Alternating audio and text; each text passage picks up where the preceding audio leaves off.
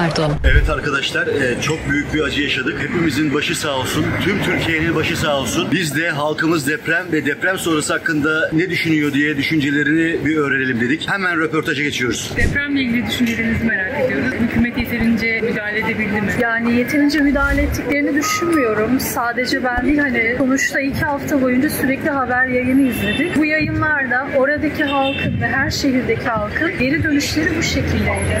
Ve kimse yardımların yeterli ve zamanında yapıldığını söylemiyordu. Bu kadar insan, hani etkilenen halk aynı şeyi söylüyorsa eğer, muhtemelen ki eksikler vardır ki hala da eksikler var zaten. Ben bu konuda hani çok yetersiz kalındığını ve güzel bir planlama, organizasyon yapılmadığını düşünüyorum. Ve üzerinden 20'den fazla gün geçmiş olmasına rağmen hala da oradaki insanların eksikleri, ihtiyaçları devam ediyor. Yine de bir şey yeterince yapılmış değil yani. İlk 2 gün yeterince müdahale yapılamadığı, hipotermiden ölenlerin olduğu söyleniyor. Bunlarla ilgili ne düşünüyorsunuz?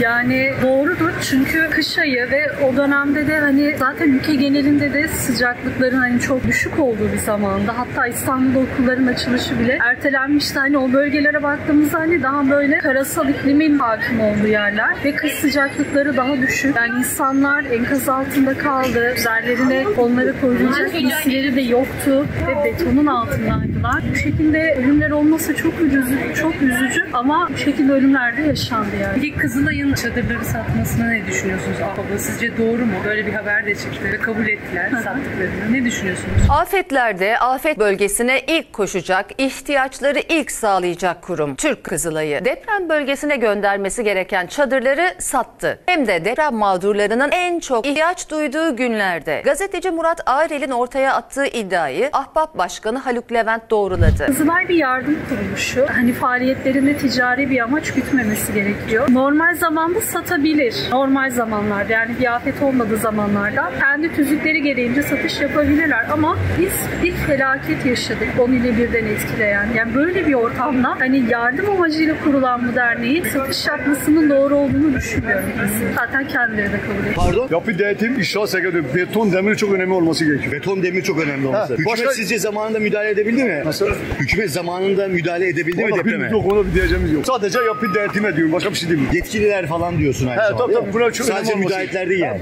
Herkese. Tamam, müteahhit yaptı, eyvallah. Ama ondan sonra o denetime izin veren, yani oluşmasını sağlayan kişi bana göre suçludur. Tek suçlu müteahhit değildir abi. Evet. Hükümet buna izin veriyorsa suçlu da hükümettir yani. Yetkililer, aradaki yetkililer. Aynen öyle abi. Rüşvet var mı, rant var mı işin içinde? Onların hepsi araştırılması gerekiyor değil mi? Aynen öyle. Bu imar affında kim verdiyse yani en büyük sorumlusu da odur bana göre. Tam müteahhit de suçlu tabii. Çalmayacak, çıkmayacak ama.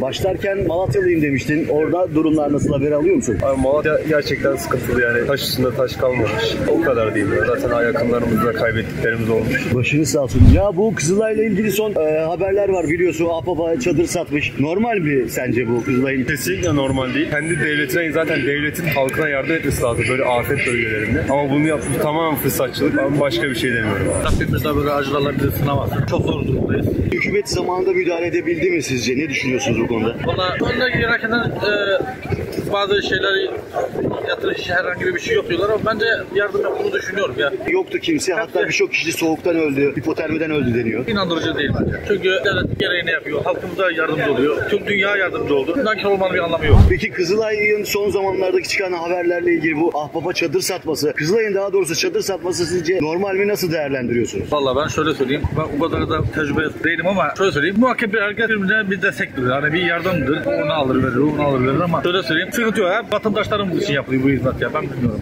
Ben ne diyebilirim? Hükümet yeterli miydi sizce, müdahale etmekte hızlı davrandı mı? Hayır. Neye istinaden söylüyorsunuz bunu? Haberler mi? Kendi düşüncemize göre. Peki Kızılay haberi çıktı son zamanda böyle. Kızılay'ın yardımdan önce satış yapması normal mi? Hayır, değil. Sözün bittiği yer. Söylenecek hiçbir şey yok. Şimdi düştük kendi derdimize. Sürekli İstanbul depremi diyorlar. Kendi evimiz olmasına rağmen çok eski bir ev. Biz bile ne yapacağımızı bilemiyoruz. Yani nüfus zaten çok fazla. Bir de bu göçlerden dolayı sürekli bir artış söz konusu. Yani Türkiye'nin her tarafı tarafı sallanıyor aslında. 99 depreminde herhangi bir problem yaşamadık evle ilgili. Evin bir yorgunluğu var. 50 senelik bir apartman. Komşularla anlaşmazlık yaşanıyor. Kentsel dönüşüme hazır mı İstanbul sizce? Valla nasıl çıkacaklar işinden bilmiyorum yani. O kadar zaten enflasyon almış başına gidiyor.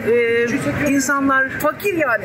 Artık fakir kapsamında. Adam zor kira veriyor. Hala utanmadan bile şu müteahhitler şu kendi evlerini kiralık olarak verdiklerinde ne olduğu belli olmayan evlerine dünyanın kirasını istiyorlar. Hadi benim iyi sayılır yani. Allah'a şükürler olsun. Şu an için iyi. Ama bundan sonrası ne olacağı belli değil. Ama ben bile kendime çare bulamıyorum. Evlerin fiyatları uçmuş. Alacağım evin ne kadar güvenli olduğunu da bilmiyorum.